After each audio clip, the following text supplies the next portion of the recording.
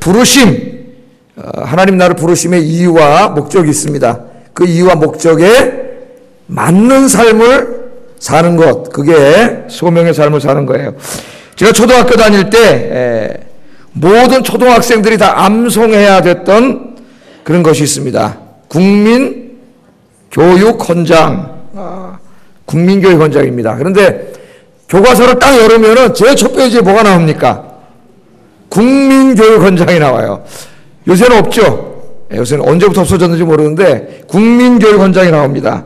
그런데 이 국민교육헌장 첫 문장이 이렇게 시작됩니다. 우리는 같이 한번 읽어보겠습니다. 별로 중요한 건 아닌데 한번 같이 읽어보겠습니다. 우리는 민족중흥의 역사적 사명을 띠고 이 땅에 태어났다. 이렇게 나와요. 자, 이 문장을 한번 여러분 자세히 보세요. 우리가 왜 이 땅에 태어났으며 무엇을 위해서 살아가야 하는 이유가 분명하게 제시되어 있습니다. 국가가 제시해 준 거예요. 우리 모든 대한민국 국민들은 민족 중흥을 위하여 이 땅에 태어났다는 것입니다. 대단하잖아요. 어렸을 때 우리 초등학교 다닐 때인데, 이 한 문장에 우리가 이 땅에 존재하는 궁극적인 이유가 제시되어 있습니다. 우리 모두는 민족의 발전을 위하여 존재한다. 그렇게 되어 있습니다.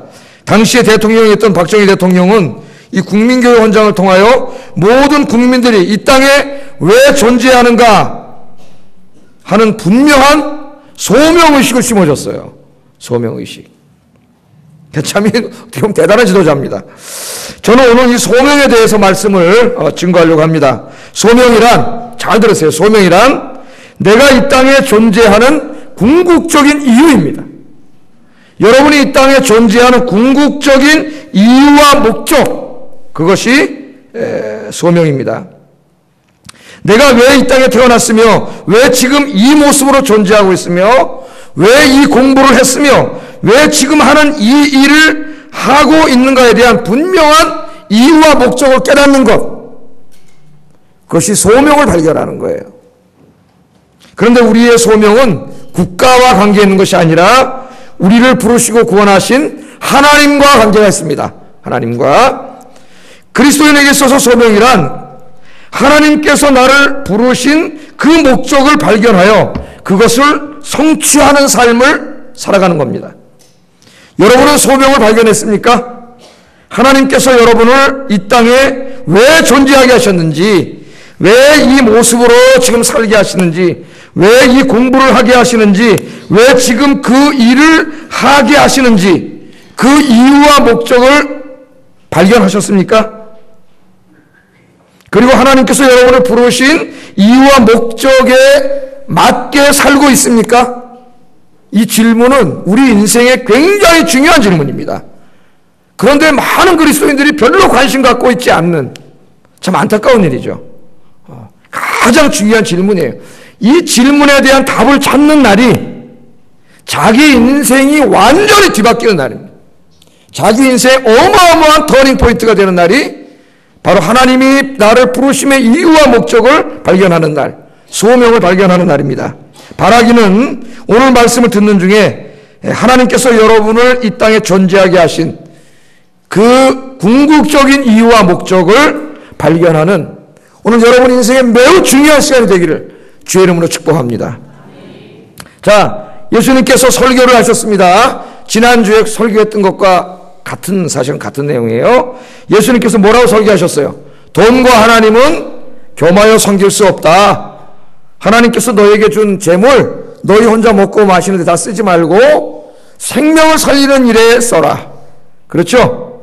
자신의 노후만 준비하지 말고 더 궁극적인 미래를 준비하는 일에 써라. 또 어려운 이웃들을 돕는 일에 써라. 그렇게 예수님께서 설교하셨어요. 제가 지난주에 설교했습니다. 이 예수님의 설교를 듣고 이 바리새인들이 말이죠. 아멘! 그런 게 아니고 이 예수님이 설교하시니까 그들이 어떻게 했어요? 예수님의 설교를 어떻게 했다고요? 비웃었다 그랬습니다. 비웃었어요. 14절을 한번 읽어보겠습니다. 14절 시작. 이 모든 것을 듣고 비웃거늘 이 예수님의 훌륭한 설교를 듣고 그들이 비웃었어요, 마음으로. 아이고, 참. 그걸 비웃었다면. 왜? 그들은 뭘 사랑해요? 하나님을 사랑하지 않고 돈을 사랑해. 돈을 사랑해서 이 당시 바리새인들이 땅도 많이 사놓고 막 이랬거든요. 예? 그런데 이 돈을 뭘 생명을 구하는 일에 다 드리고 어려운 일들에 나눠주고, 예? 하나님과 돈은 겸할 섬길 수 없고, 저 뭘 한다고 비웃었다는 거예요. 비웃었어. 여러분, 예수님 당시에 이 바리새인들은, 우리는 지금 바리새인들을 나쁜 사람들로 그냥 알고 있지요. 그 위선이 다 드러나가지고. 그런데 예수님 당시의 바리새인들은 그 당시의 사람들에게 존경받는 사람들이었습니다. 그들의 신앙과 경건함과 그들의 인격과 그들의 삶과 이런 것들이 다 모범적인 것으로 평가받고 존경받던 그런 사람들이었어요. 그러니까 사람들이 바리새인 그러면 다 어때요? 존경했어요.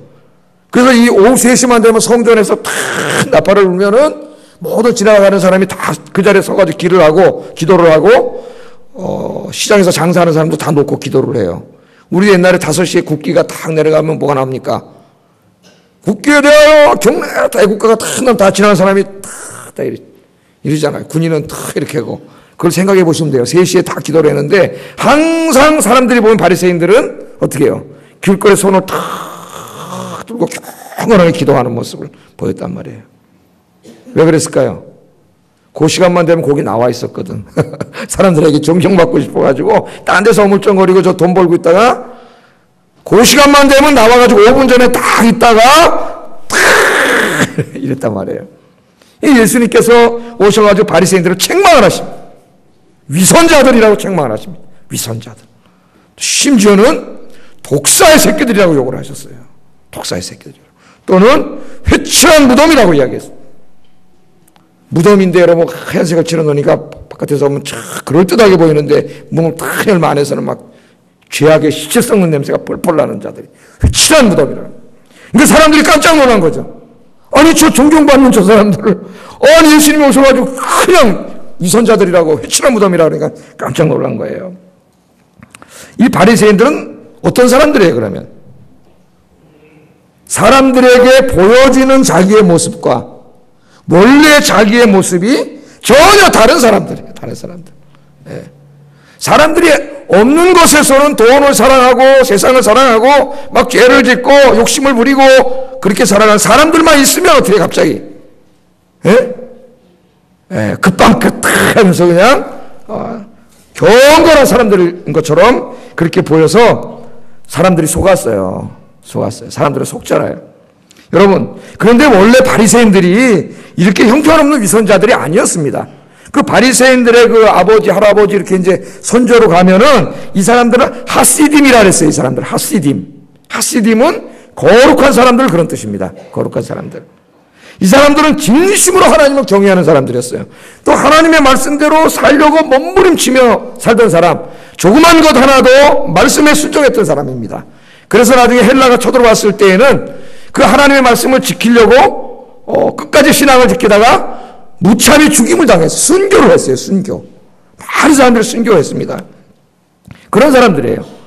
그러니까 당연히 사람들이 어떻게 했을까요? 그들을 보고 존경했겠죠. 존경을 받으려고 한 게 아니에요. 그 사람들이 그렇게 사니까 하나님 앞에 진실하게 사니까 존경을 한 거예요. 존경을. 그런데 이 바리새인들이 왜 이렇게 타락을 했을까요, 여러분? 시간이 지나면서 왜 점점 타락했을까요? 왜 위선자들이 되어갔을까요? 소명감을 잃어버렸기 때문입니다. 소명감이 잘 들었어요. 소명감을 발견하지 못하거나 발견했더라도 그래서 잊어버린 사람의 인생이 이렇게 됩니다. 자, 바리새인의 선조들인 하시딤들은 하나님께서 그들을 이 땅에 존재하게 하신 분명한 이유와 목적을 알고 있었어요. 발견했어요. 예? 이 땅에 거룩한 하나님 나라를 세우기 위해 하나님께서 자신들을 부르셨다고 하는 분명한 소명의식을 가지고 살아갔습니다. 그들이 이렇게 거룩한 소명의식을 갖고 살았기 때문에 그들은 이 세상의 영광을 추구하지 않았어요. 돈을 추구하지 않았습니다. 땅의 것들을 추구하지 않았어요. 오직 하나님만 바라보고 하나님 말씀에 순종하고 그래서 심지어는 순교까지 했습니다. 순교까지. 그래서 사람들이 존경한 거예요. 존경한 거예요. 여러분 존경을 받고 싶으면은 위선을 하지 말고 진실하게 하나님을 섬기시기 바랍니다. 그런 사람들이 존경해요. 내가 겉으로 그럼 뭐겠어요? 하나님이 다 알고 계시는데. 그 결과 바리새인들은 이 시간이 지나면서 소명을 잃어버리게 되었고, 그렇게 되니까 하나님께서 왜 자기들을 부르셨는지, 왜 바리새파를 부르셨는지 이 문제에 관심도 갖지 않게 됐습니다. 그들의 관심은 오직 뭐예요? 사람들로부터 오는 영광, 존경, 칭찬, 명예, 돈, 이런 것들이에요. 이런 것들에 관심을 갖게 됐어요. 그러니까 위선을 할 수밖에 없습니다. 소명을 잃어버리니까 하나님을 향한 그런 경건함과 올바름은 다 잃어버린 채 사람들에게 그렇게 보이고 싶은 마음만 있었어요. 존경받고 싶으니까. 칭찬받고 싶고, 사람들로부터 박수 받고 싶고. 여러분 박수 받고 싶으세요? 예? 박수 받고 싶은 사람 조심하세요. 예? 그러니까 위선을 하는 거예요. 그게 소명을 잃어버리면 하나님의 영광을 추구하지 않고 이 땅의 것들을 추구하게 됩니다. 하나님이 나를 부르신 이유와 목적을 이루는 일에는 관심이 없고 오직 이 땅의 것들을 모으는 데만 관심이 있어요. 그게 바리새인들이에요. 돈을 사랑하는 자들이라 여기에 다 들어가 있습니다. 겉으로는 경건한 척하지만 솔직히 그 사람 마음을 딱 예수님이 보니까 뭐예요? 돈밖에 없어요. 돈밖에. 돈을 사랑하는 사람들이에요.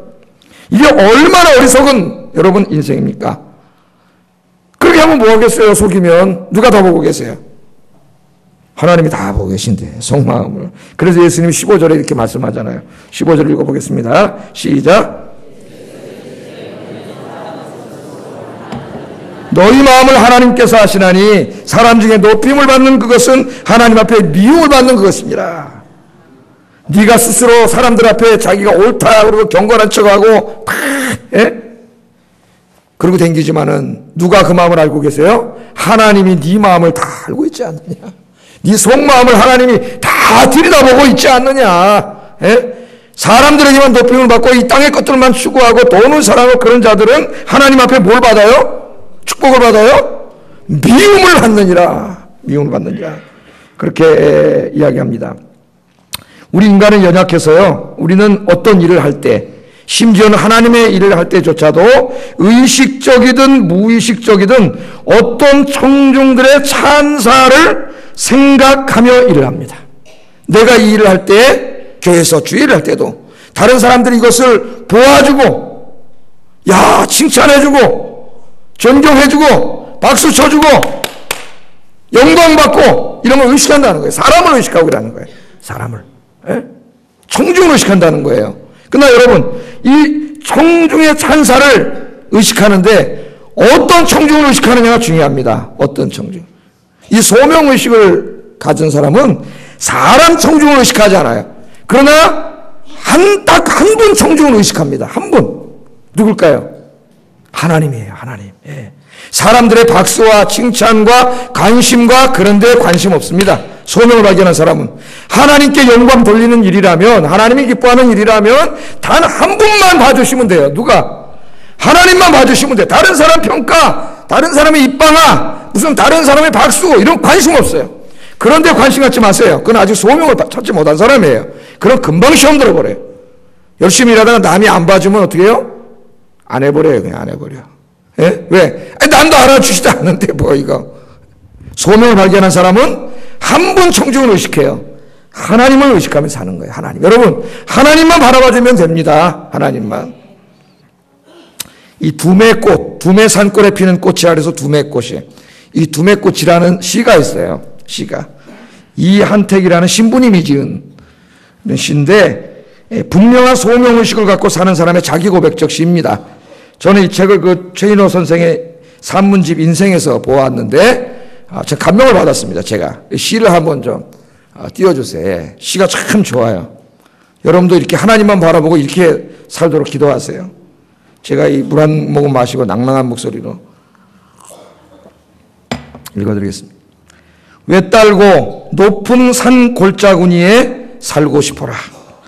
여러분 어디 살고 싶으세요? 사람들이 막 이렇게 영광 박수 쳐주고 그런 데 살고 싶으세요? 외딸고 높은 산 골짜구니에 살고 싶어라. 한 송이 꽃으로 살고 싶어라. 벌, 나비, 그림자 비치지 않는 첩첩산 중에 값없는 꽃으로 살고 싶어라. 햇님만 내님만 보신다면야 평생 이대로 숨어서 살고 싶어라. 그렇게 시를 졌습니다. 시 한 구절 한 구절이 저의 가슴을 울렸습니다. 소명감을 잃고 성공과 경쟁과 명예와 비교의 병들은 나의 모습을 하나님이 보게 하셨습니다. 이 최인호 씨는 이 시를 읽고 이렇게 소감을 썼습니다. 근데 저의 생각과 똑같아요. 글은 저보다 잘 쓰고. 그래서 제가 이분의 소감을 읽어드리겠습니다. 예, 한번 잘 들어보세요.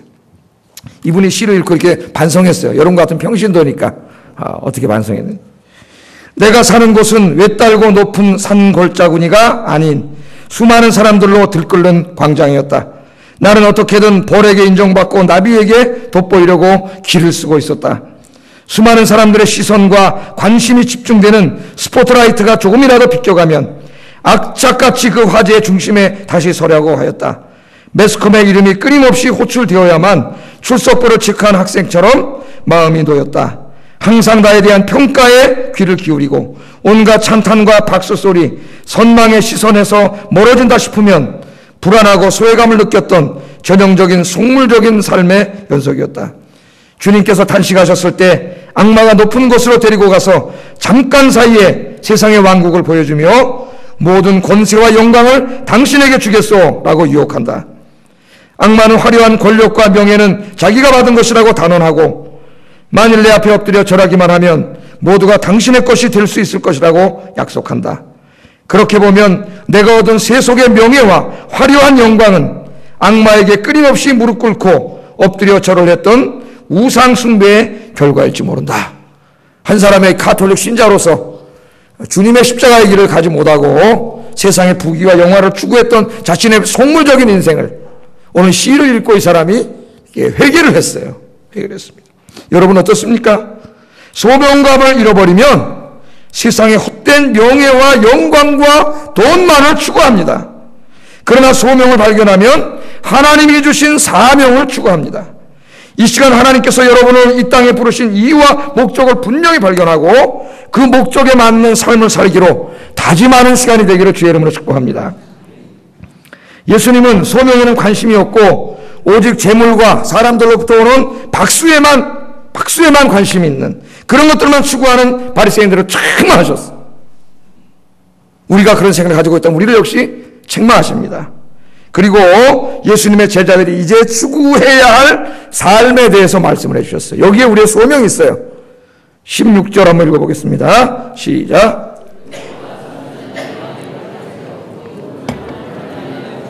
사람마다 그리로 침입하느니라. 아멘.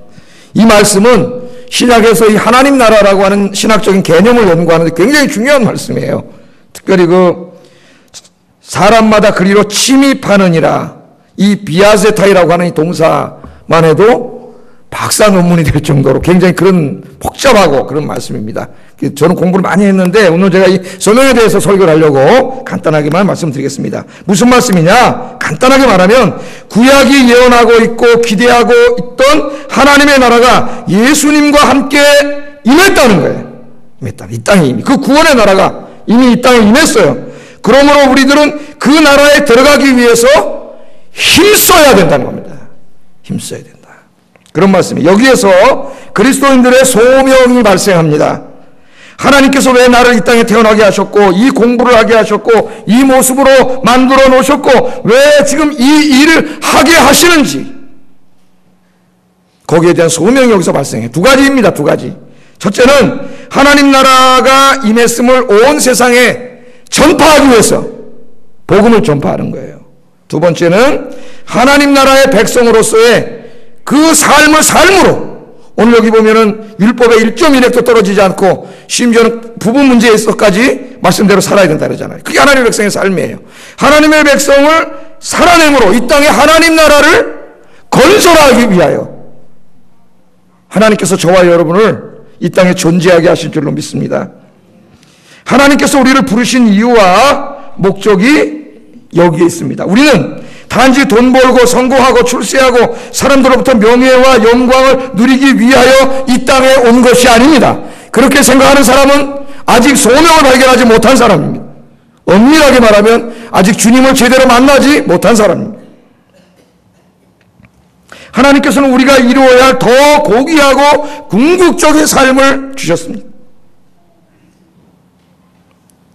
그것은 이 땅에 하나님의 나라의 복음을 전파하고 이 땅에 하나님 나라를 건설하는 겁니다. 우리는 생김새가 다르고 전공이 다르고 하는 일이 다 다릅니다. 그러나 우리 모두는 다양한 우리의 삶을 통해 이 땅에 하나님 나라를 건설하는 일에 부름받은 사람들입니다. 할렐루야. 여러분은 이 소명을 발견했습니까? 하나님께서 왜 여러분을 그리워 부르셨는지 그 이유와 목적을 여러분은 발견했습니까? 소명을 발견한 사람과 그렇지 못한 사람의 삶은 완전히 달라요. 똑같은 공부를 해도 똑같은 일을 해도 소명을 발견한 사람과 그렇지 못한 사람의 인생은 하나님 앞에 완전히 다른 인생입니다. 제가 먼저 소명의식이 없는 사람 한번 생각해 보겠습니다. 소명의식을 갖지 못한 사람도 한 분야를 택해서 공부를 합니다. 전공을 해요. 그리고 직장을 구해 일을 합니다. 그러나 그는 거기에서 어떠한 인생의 의미도 찾지 못합니다. 그런 사람에게 유일한 목적이 있다면 돈 많이 벌고 성공하고 출세하고 큰 집 사고 자기 성취를 이루는 것입니다. 이것이 공부하고 일하는 유일한 목적입니다. 참 안타까운 일입니다. 교회 다니는 사람이 이렇게 하고 있다면. 우리 여기 젊은이들이 많이 예배 참여하고 있는데 오늘 여러분 설교를 들으면서 하나님께서 여러분을 왜 그리로 부르셨는지 소명을 찾아야 돼요. 그러나 소명을 발견한 사람은 다릅니다. 소명을 발견한 사람은 자기가 공부하는 전공과 직장을 하나님의 부르심과 연결시켜서 생각합니다. 하나님께서 왜 나에게 이 공부를 하게 하셨는지, 왜 이 직장에서 일하게 하셨는지, 단지 성공과 출세 때문이 아니라 더 높고 고귀한 이유와 목적을 찾습니다. 그래서 하나님의 소명을 발견하고 공부하고 일하는 사람은 세상의 것들만을 추구하지 않습니다. 자기의 전공과 하는 일을 통하여 생명을 구원하고 이 땅에 하나님 나라를 건설하는 일에서 내가 어떻게 쓰임받을 수 있을까를 고민하게 됩니다. 우리 교회 한 자매가 있습니다. 한 자매가. 이 바리스타를 하여튼 배워가지고 그 일을 직업으로 하고 있는 자매예요. 요즘에는 수화를 배워가지고 수화봉사를 하고 있습니다. 그래서 여기 청각장애들이 많이 나오는 교회 수화로 설교를 통역하고 성경을 가르치고 이런 고귀한 일을 해요. 처음에는 왜 하나님께서 바리스타 일을 하게 하셨는지 알지 못했답니다. 그래서 그냥 아르바이트거나 먹고 살기 위해서 일을 했습니다. 그 이상의 큰 의미를 찾지 못했습니다. 우리 대부분이 교회 다니다 하면서도 이렇게 살고 있어요. 그러나 수화를 하면서 농아들에게 설교를 통역해주고 성경 공부를 가르치면서 농아들에게 바리스타 일을 가르쳐주고 스스로 살아갈 수 있는 길을 마련해 주어야겠다는 생각이 들었습니다. 그때 이 자매는 왜 하나님께서 자기에게 이 일을 하게 하셨는지 그 이유와 목적을 깨닫게 되었습니다. 그게 바로 어떤 순간이에요? 소명을 발견한 순간이에요. 소명을. 그 다음부터 이 사람의 인생은 달라집니다. 소명을 발견한 다음부터 바리스타로 일하는 것은 단지 먹고 살기 위함이 아니었습니다. 청각장애를 가지고 있는 약한 사람들에게 도움을 주고 그들에게 직장을 마련해 주기 위해서 주신 하나님의 거룩한 소명이 되었습니다. 그때부터 이 일이 힘들지 않았습니다. 기쁨이 넘쳤고 행복했습니다. 큰 보람을 느끼고 있습니다. 소명을 발견했기 때문입니다. 이제 이 자매의 인생의 목적은 단지 먹고 살기 위한 것이 아니라 청각장애인들이 하나님을 믿으며 행복하게 살 수 있는 하나님의 나라를 이 땅에 이루는 것, 그것이 됐습니다. 할렐루야. 이 땅에 교회 다니는 사람 중에 그런 일을 하는 사람이 많잖아요. 그런데 여러분, 소명을 발견한 사람과 발견하지 못한 사람의 인생은 똑같은 일을 하고 있음에도 불구하고 하나님 앞에 전혀 다른 그런 인생이 됩니다. 고정욱이라는 동화 작가가 있습니다. 고정욱. 제가 이 사람 에세이를 하나, 제가 이렇게 보니까 우리 집사님 자꾸 넥타이가 막 삐뚤어져 있대요. 삐뚤어져 있네. 저걸 보니까 또 거꾸로 보여요. 어떻게 되는지 모르겠어요. 일로 가야 되는지, 일로 가야 되는지. 하여튼 알아서 얼굴만 보세요. 이 고정욱이라는 동화 작가가 있는데, 이분이 제가 수표를 읽다가 이렇게 한번 찾아봤더니 그 간증을 한 게 있더라고요. 근데 간증이 뭐냐면 소명을 발견한 사람, 그런 주제로 간증을 했어요, 이분이. 그래서 제가 이걸 들었습니다. 이분이 어떤 분이냐, 휠체어를 타지 않으면 일어설 수도 걸을 수도 없는 1급 장애인입니다. 직업은 동화 작가. 하나님을 믿는 사람입니다. 지금까지 199권의 책을 199권의 책을 썼고 300만 부 이상이 팔렸습니다. 인쇄에 기부한 돈만 해도 2억 5천만 원. 그 많은 돈을 어려운 사람들을 위해서 도와줬어요. 작가들 중에서 가장 기부를 많이 한 작가가 되었습니다. 정부로부터 기부상도 받았습니다. 1급 지체장애인으로서 다른 사람의 도움을 받고 살아가야 될 그분이 가장 남을 많이 돕는 사람이 됐습니다. 이분이 간증을 하시는데요. 첫 마디가 뭐냐면은 나는 왜 장애인이 되었는가를 알고 있습니다. 그렇게 말을 하더라고요. 알고 있습니다. 하나님께서 왜 자기에게 장애를 주셨는가를 알고 있다는 말이에요. 하나님께서 왜 자기를 장애인으로 만드셨는지, 왜 문학을 전공하게 하셨는지, 왜 작가가 되게 하셨는지 그 이유와 목적을 분명하게 자기가 알고 있다는 거예요. 그게 바로 뭘 발견한 거예요? 하나님이 그리로 자기를 부르신 소명, God's calling. 하나님의 소명을 발견한 거예요. 여러분 소명 이걸 찾아야 됩니다. 어떤 사람은 20대 때 발견하는 사람이 있어요. 30대, 어떤 사람은 50에 발견하는 사람이 있어요.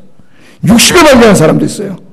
나는 가능하면 여러분이 한 살이라도 어렸을 때 그 하나님의 부르심의 이유와 목적을 발견하길 바라고, 오늘 여기 오신 우리 청년들 여러분 나이 때 발견하기를 주의 이름으로 축복합니다. 이분 얘기를 들어보니까요, 한 살 때 소아마비에 걸렸습니다.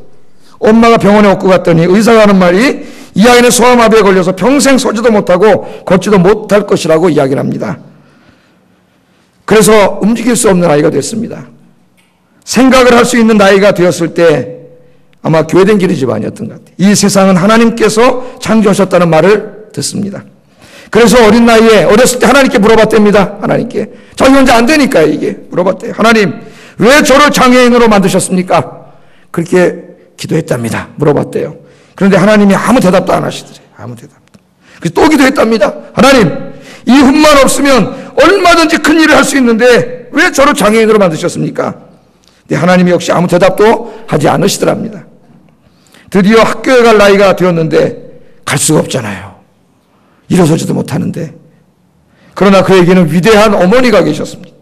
초중고등학교 다 포함해서 12년 동안 500m가 넘는 거리에 있는 학교까지 어머니가 매일 업어다 주고 업어서 데려왔습니다. 12년 동안 그렇게 개근을 했대요. 개근. 야, 참 대단한 어머니다. 대단한 어머니다. 여러분 이런 훌륭한 어머니가 되시기를 주의 이름으로 축복합니다. 네. 대학에 가게 되는데 또 장애에 부딪혔어요. 의과를 가려고 했는데 장애인이라서 거절당했습니다. 의대에서 하는 말이 장애인은 의대에 올 수 없다는 것이었습니다. 그래서 이 고종욱 씨는 또 절망합니다. 절망해요. 그런데 그때 담임 선생님께서 길을 찾아주셨대요. 어제도 우리 교회 최가란 선생님이라고 훌륭한 선생님 오셔서 교사들이 많이 오셨더래요. 제가 참석을 못했는데 은혜를 받았다릅니다. 제가 그분의 책 옛날에 미안해라고 하는 책을 읽고 울었어요. 야, 이렇게 훌륭한 선생님 신앙인이 있구나. 에? 그런 걸 가졌는데 이 선생님이 부르시더니 이렇게 얘기를 하더랍니다. 정우가 하나님께서 문을 닫으시면 창문을 열어놓으신다. 그래서 물어봤더니 자기가 선생님 내가 빠져나갈 창문이 뭡니까? 그랬더니 문과에 가라. 문과에 가라. 그날 아버지께서 대학에 가서 원서를 사갖고 써 오셨답니다. 국문과 원서를 써 오셨대요. 그때 자기는 왜 자기가 국문과를 가야 하는지 알 수 없었지만은 막연히 작가가 되어 먹고 살아야 되겠다. 움직일 수 없으니까, 못 일어나니까 그런 생각을 가졌대요. 그때까지 고종욱 씨는 자신이 왜 국문학을 공부하여 작가가 되어야 하는지 어떠한 이유와 목적도 발견하지 못했습니다. 그저 먹고 살기 위해서 작가가 되어야 되겠다 그런 생각만 했어요. 우리가 모두 이렇게 살아가고 있지 않습니까? 글을 얼마나 잘 쓰는지 대학 4학년 때 소설을 써가지고 상을 받았답니다. 벌써. 그 이후에도 석사를 공부하고 박사과정을 공부해가지고 문학 박사가 되었습니다. 그러나 여전히 하나님께서는 왜 자신을 장애인으로 만드셨는지 응답이 없었대요. 계속 물어봤는데 하면 대답을 안 하시더랍니다. 이제 정년기가 돼가지고 결혼을 하려고 연애를 하기 시작했답니다. 연애를. 그런데 몇 달만 지나면 사귀던 여성이 와가지고 얼굴이 우울해진대요. 몇 달만 지나면. 그래서 왜 그러냐 이유를 물으면은 우리 아빠가 장애인하고 결혼하면 다리 몽댕이를 부러뜨려 놓는데 그러더라는 거예요. 가슴이 무너지죠. 얼마나 마음이 아팠겠어요. 더 이상 상처받기 싫어가지고. 그래서 여자를 보냈답니다. 그때마다. 가! 다시는 내 앞에 나타나지 마! 그걸 보내버렸대요. 그런 비슷한 일이 몇 번 계속됩니다. 몇 번. 그래서 자기 마음속에 장애인은 결혼할 수 없구나. 그렇게 생각을 했대요. 그래서 결혼을 포기하려고 하는데 선배들을 보니까 장애인임에도 불구하고 다 결혼을 했더랍니다. 그런데 그것도 부인들이 전부 미인이더래요. 미인. 예? 훌륭한 여성들이 많아요. 가만히 보니까 여자에게 문제가 있는 게 아니라 자기에게 문제가 있다는 거예요. 이유는 자기가 상처받기를 두려워하고 있다는 겁니다. 그래서 생각했답니다. 내가 안 되겠다. 명문대학을 하나 더 다녀야 되겠다. 명문대학을. 세계 최고의 명문대학을 들어가야 되겠다. 그래서 명문대학에 들어갔답니다. 어디까지? 세계 최고의 명문대학. 하버드? 아니에요. 그까짓 거 나와봐. 이거 해결 안 돼. 이거는. 자기가 나와 어느 대학을 들어갔냐면은 드리대를 들어갔대요. 드리대. 이분에 나오신 분이 일본은 못 웃어요. 맨 처음에 드리대. 무슨 드리대학인가? 드리대. 예? 드리대를 나오니까 두려울 것이 없다는 게 이게 들이대는 거예요. 그냥. 들이대는 거예요. 여러분도 드리대를 좀 들어가세요. 또 한 여성을 만났대요. 키가 1m 66에 몸매는 S라인, 턱은 V라인. 예. 미인이었답니다. 그래서 들이대로 나왔으니까 용기가 생겨가지고 만나는 첫날 야 너와 나와의 만남은 운명이다 하면서 문학적으로 그 얘기하면서 결혼하자. 그때 여성이 하는 말이 어머머 미쳤어 그러더니 그렇게 몇 달을 교제했답니다. 몇 달을 교제하니까요 이 여성이 하는 말이 나 오늘 집에 가서 폭탄 선언할 거야 그러더래요. 폭탄 선언. 그게 뭐냐? 내 장애인하고 결혼하겠다. 집에 가서 얘기하겠다는 거예요. 그래서 집에 갔더니 그날 밤에 울면서 전화를 했더랍니다. 울면서. 그래서 그 다음날 만나보니까 온몸에 시퍼렇게 멍이 들었다는 거예요. 멍이. 왜냐하면 장애인하고 결혼한다 그랬더니 아버지가 골프채로 두들겨 패가지고 온몸에 시퍼렇게 멍이 들었다는 거예요. 다른 때 같으면 어떻게 했어요? 가. 다시는 내 앞에 나타나지 마. 그랬을 텐데 어느 대학을 나왔어요? 드리대를 나왔잖아요. 야 힘들겠지만 한번 가서 더 맞아라. 에? 너와 나의 만남은 운명이야. 그래가지고 결국 1년을 교제한 끝에 이 자매가 주님의 사랑으로 자기가 결혼하셨다는 거예요. 사진을 보여주는데 진짜 미인이더라고요. 진짜 미인이에요. 신앙이 좋은 분이에요. 정말로. 그래서 결혼을 낳고 애 3명을 낳고 책도 199권을 쓰고 300만 부가 팔렸으니까 돈도 몇십억 벌었을 거예요. 예? 돈도 벌고 명예도 얻고 남도 많이 도와주고 그렇게 됐지만은 평생의 자기의 의문 뭐예요? 하나님이 왜 나를 이렇게 만들어 놓으셨는가? 해결이 안 되는 거예요. 하나님 대답을 안 하시기 때문에. 그래서 계속 이 문제로 기도하는데 어느 날 하나님이 대답을 하시더래요. 어느 날 드디어 처음으로 뭐라고 대답을 하시느냐? 정우가 네가 왜 나를 장애인으로 만드셨냐고 물었지? 내가 내 질문에 답을 주마. 너같이 공부 잘하고 똑똑한 놈, 글 잘 쓰는 놈 장애인 만들어서 장애인들의 아픔과 고통을 세상에 알리게 하려고 너를 장애인 만들었다. 정우가 미안하다. 하나님 그러시더라는 거예요. 하나님의 말씀을 들었을 때 가슴이 뜨거워졌습니다. 하나님께서 자신을 왜 장애인으로 만드셨는지 모든 것이 이해가 됐습니다. 장애가 하나님께서 주신 축복이라는 것을 깨달았습니다. 고종욱은 울었습니다. 자신이 왜 장애인이 되었는지, 왜 유명한 작가가 되었는지 소명을 발견했습니다. 자신이 왜 이 땅에 왔는지 앞으로 무엇을 위해 살아가야 할지를 분명하게 알았습니다. 이때부터 이의 인생이 완전히 새로운 인생으로 바뀝니다. 여러분 소명을 발견한 날이 여러분 제2의 인생을 사는 날이에요. 고종욱은 그때 하나님께서 장애인들의 아픔과 고통을 세상에 알리려고 자신을 장애인으로 만드시고 국문학을 전공하게 하시고 글 잘 쓰는 유명한 작가로 만드셨다는 사실을 깨닫고 감사했습니다. 그때부터 고종욱은 전국으로 돌아다니며 장애인의 아픔과 고통을 알리고 장애인과 비장애인이 함께 어우러져 사는 사회를 만들기 위하여 강연을 다니고 있습니다. 특히 어린이들에게 많은 강연을 하고 있대요. 어린이들에게. 동화작가기도 하니까. 왜냐하면 하루는 자기 애들이 초등학교 다닐 때 물어봤답니다. 야, 너 학교 가면 애들이 네 친구들이 아빠 장애인이라고 놀리냐? 그랬더니 아들이 끄떡끄떡 놀린다 그러더래요. 한번 이렇게 언쟁이부터 하고 말싸움을 하는데 자기 아들이 자기를 닮아서 말을 잘한대요. 말이 딸리니까 얘 니네 아버지 장애인이잖아 그러더라는 거예요. 그래서 자기가 그때 깨달았답니다. 아, 이 사회를 바꾸려면 애들을 바꿔야 되는구나, 애들을.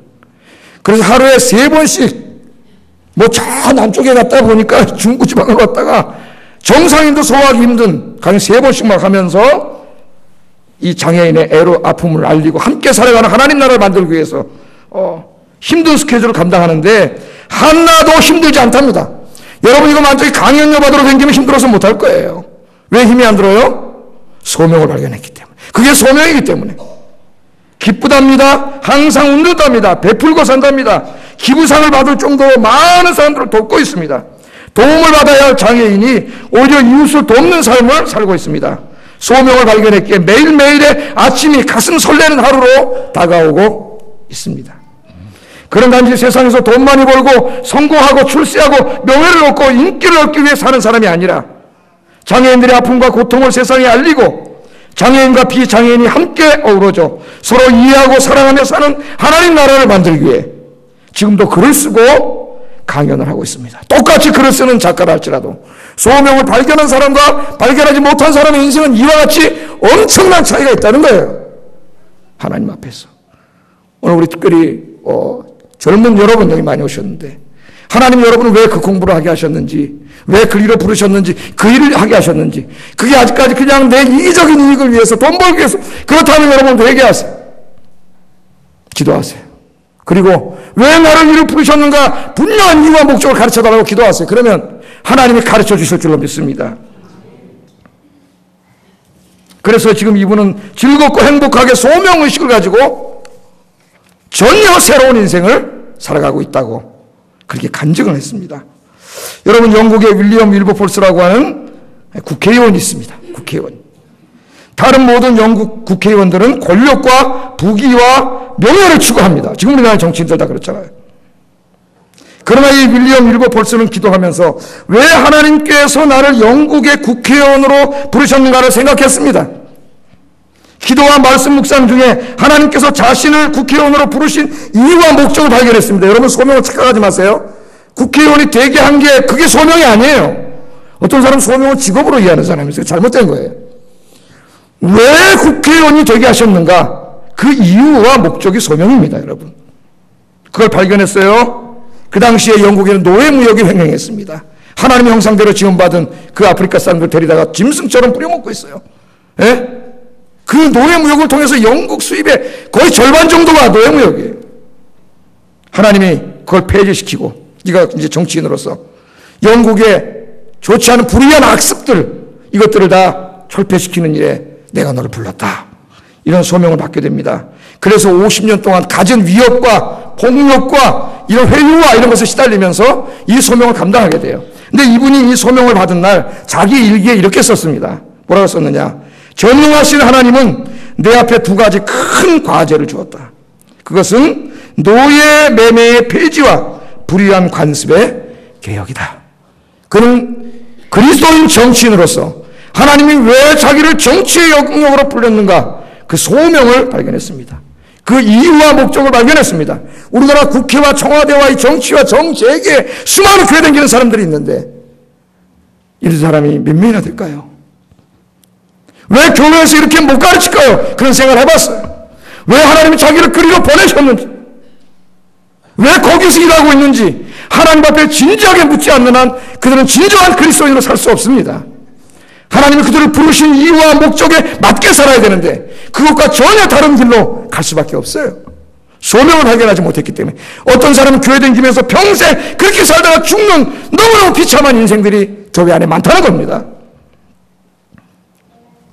여러분 제가 큰 사람 얘기만 했습니까? 오늘 여기 주부들이 많이 계십니다. 주부들이. 왜 하나님께서 나를 비교적 시간이 자유로운 전업주부로 부르셨는지 한번 생각해 보세요. 예? 그러면 하나님께서 나를 전업주부로 부르신 그 이유와 목적을 알게 될 겁니다. 그런 소명이 없는 사람은 그 많은 시간을 세상 즐기고 그런 데 돌아다녀요.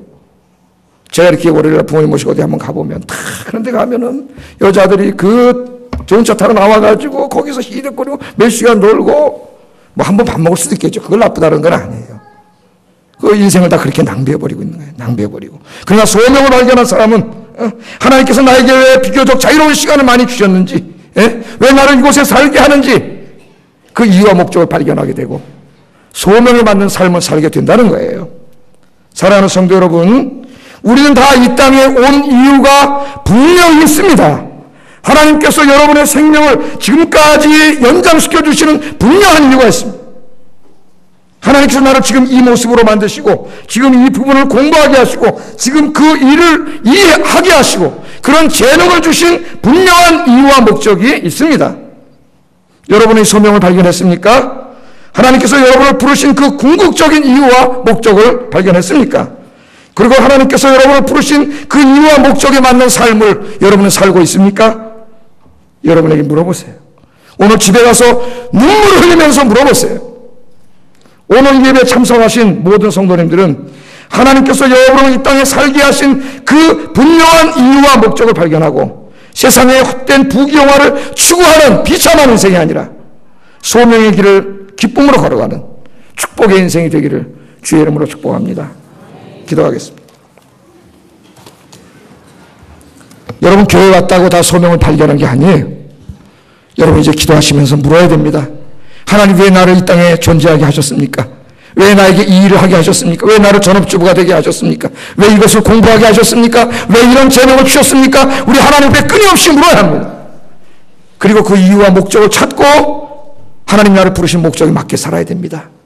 그런 시간이 되게 하여 주시옵소서. 기도하겠습니다. 사랑하시는 하나님